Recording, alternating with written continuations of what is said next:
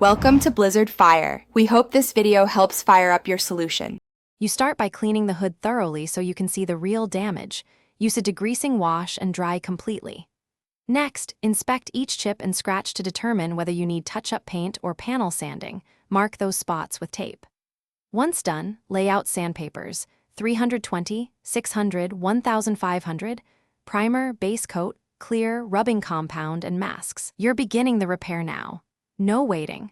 So set up in shade with 50% plus humidity control, if possible to avoid dust and runs. You sand the affected spots to a smooth, feathered edge so the new paint bonds evenly.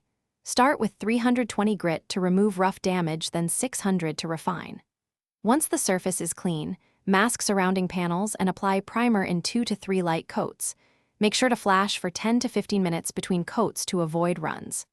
After primer cures to tack, spray the base color in thin, overlapping passes, building color slowly until it matches surrounding panels, then let it flash before clear. You finish by applying 2 to 3 clear coats, keeping each pass light and uniform. Flash for 10 to 15 minutes between coats and allow full cure per product instructions. Once cured, wet sand with 1500 grit to level, then polish with rubbing compound and finish with a fine polish or wax to restore gloss. If you see orange peel, runs, or dust nibs, sand the affected area smooth and re-clear that section. This troubleshooting step fixes texture problems without redoing the whole.